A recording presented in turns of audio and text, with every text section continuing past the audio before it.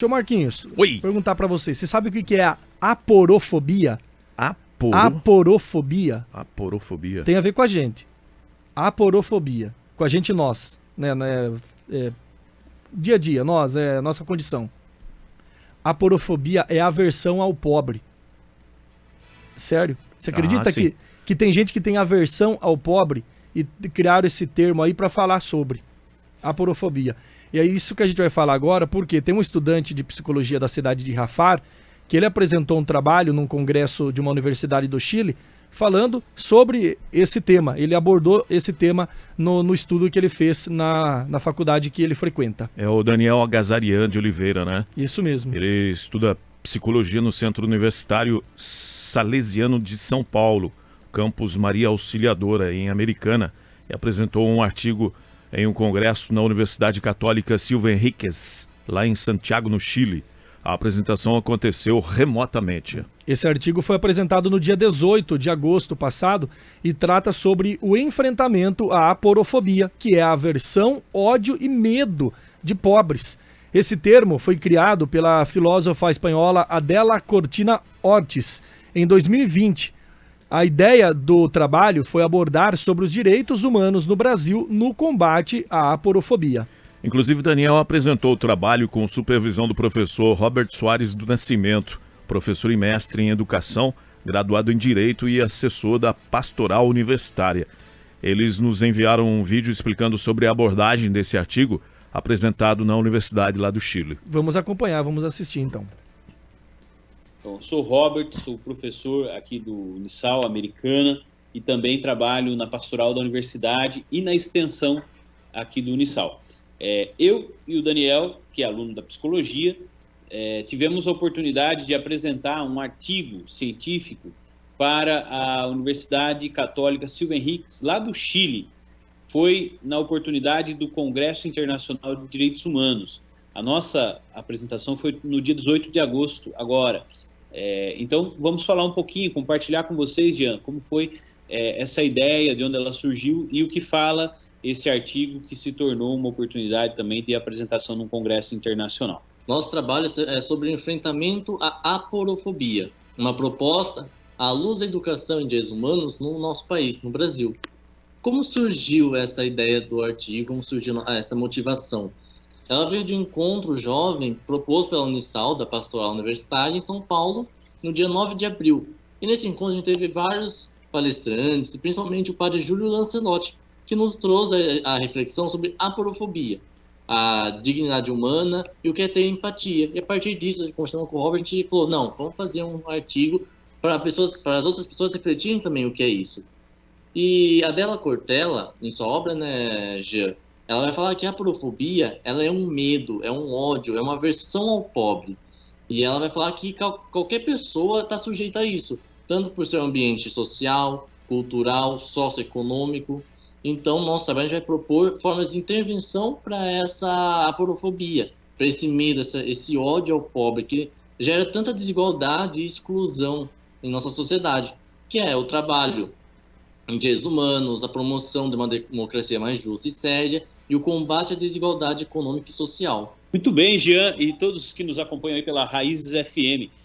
O que seria, então, essa questão da educação e direitos humanos dentro dessa proposta de enfrentamento à aporofobia, né? Que a gente já viu que a aporofobia tem uma definição por essa autora, né? A Adela Cortina. Então, como que nós podemos casar esses dois temas? Quando a gente pensa em direitos humanos, vamos nos remeter lá à Declaração de 1948, Declaração Universal dos Direitos Humanos, né? Lá feita pela ONU e os países signatários que aprovaram o texto de 1948. Ali já consta algo sobre educação, né? Nos seus 30 artigos, alguns deles vão tratar sobre educação. Só que, propriamente, sobre educação em direitos humanos, nós temos um avanço em 1993, na Declaração de Viena, que aconteceu. E lá na Declaração de Viena vai dizer o seguinte: a educação em matéria de direitos humanos deverá incluir a paz, a democracia, o desenvolvimento e a justiça social. Então, vejam, quando nós falamos, né, de aporofobia, ou seja, do enfrentamento a esse ódio ao pobre, ou até mesmo o enfrentamento a essa aversão a uma categoria humana, que nós chamamos, o social, né, que nós chamamos de pobres, ou aqueles que estão em situação de vulnerabilidade, né, e que muitas vezes podemos estar nela sem saber e temos ódio, né? Como enfrentar isso e todo esse ódio a partir dessa leitura dos direitos humanos ou de uma educação que seja libertadora, de uma educação que pense na justiça social e na democracia? É desafiador, pode até soar como utópico, mas é justamente por isso que é possível, é a educação, né?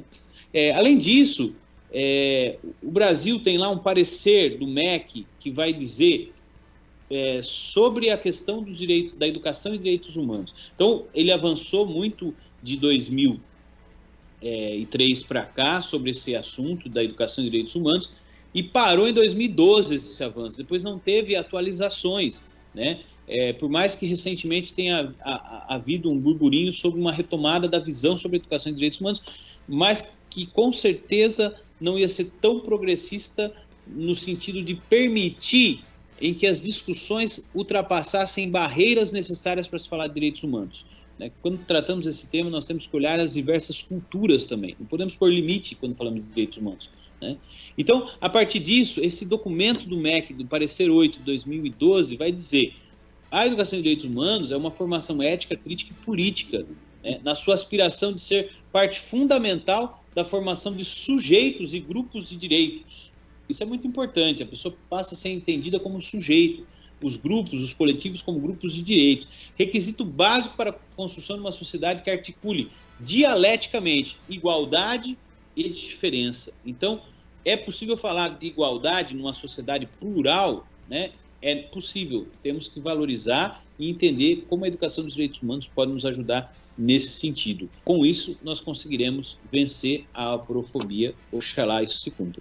Então, essa é uma introdução, uma apresentação que nós trouxemos aqui para vocês, é o resumo daquilo que é o nosso artigo que foi apresentado nesse Congresso de Educação, Congresso Internacional de Direitos Humanos, que aconteceu no Chile. Jean, e todos vocês que nos acompanham pela Raízes FM, muito obrigado pelo convite, né, e pela oportunidade em tornar conhecido esse termo, que não fomos nós que inventamos, mas que muitas pessoas ainda não têm acesso a esse tipo de informação. E entendo essa atitude de vocês aí da Raízes FM como uma atitude de visão de mundo, porque as pessoas, quando têm informação associada a conhecimento, tendem muito mais a gravar aquilo que está sendo dito e saber como trabalhar aquele assunto. Então, parabéns ao Jean, parabéns aí a vocês da Raízes FM e um grande abraço a todo o pessoal de Capivari e Rafar. Um abraço a todos, obrigado pelo espaço, Jean. Muito importante falar sobre essas questões sociais que a gente tem tanto no nosso dia a dia, tão perto da gente, né? Então, agradeço a todos por estarem aqui conosco e um abraço. Tchau, tchau. Agradecer também o Daniel aqui, parceiro nessa empreitada, nesse artigo. Obrigado, Daniel. Valeu. Até mais. Junto. E a gente agradece, né? O Daniel Agazarian, de Rafar, e o professor Robert Soares do Nascimento falando sobre esse trabalho. Aporofobia, muito bem. O argumento aí da inventora da palavra, né? Filósofa espanhola Adela Cortina, que criou nos anos 90 essa... E você sabe, é aquele lance de discriminação, que a gente fala de tanta discriminação, né, hoje em dia, e o pobre também é discriminado por ser pobre. E tem uma situação que aconteceu, até eles citaram o padre Júlio Lancelotti em 2021, não sei se você se recorda disso, Marquinhos, que ele quebrou a marretadas, pedras que colocaram embaixo do viaduto lá em São Paulo. O padre Júlio Lancelotti, ele é coordenador da Pastoral do Povo, de rua da Arquidiocese de São Paulo, e ele acabou quebrando esses blocos de paralelepípedos que foram instalados pela gestão da época do prefeito Bruno Covas na parte inferior dos viadutos na zona leste da capital. As pedras, elas foram instaladas sobre os viadutos Dom Luciano Mendes de Almeida e Antônio de Paiva Monteiro. E o que acontece? Por que ele quebrou? Porque a medida, né, da colocação das pedras teria sido feita, né, para impedir que a população de rua dormisse no local. Porque daí, colocando as pedras, ninguém consegue dormir no local. Então daí o padre, né, como medida humanitária, foi lá e quebrou, porque daí entra a aporofobia, né, que é como se fosse considerado uma aporofobia.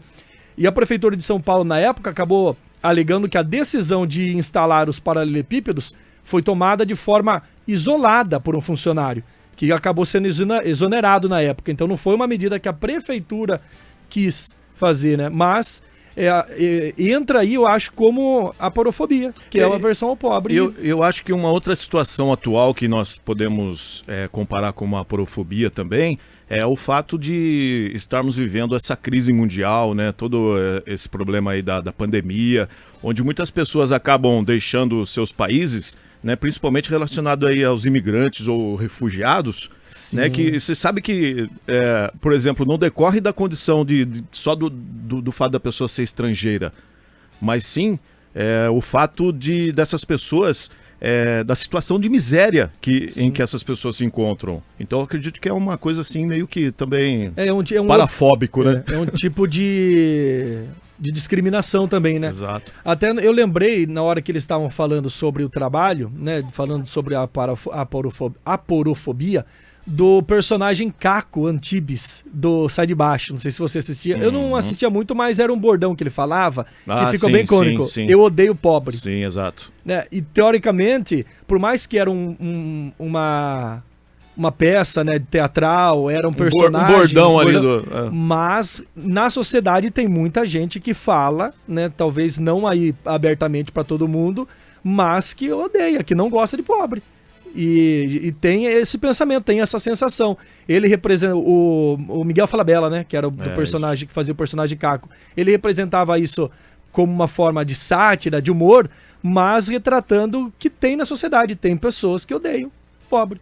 Infelizmente é assim que acontece. Então eu parabenizo o Daniel mais uma vez e o professor Robert por abordarem esse tema e parabéns por terem feito, né, essa apresentação na universidade lá do Chile. A realidade é uma só, né? Existem muitos pobres que são muito mais dignos que muitos ricos, né? Sim, é verdade. E isso é sem dúvida, né? Uma dignidade maior que muitos ricos aí. Exato.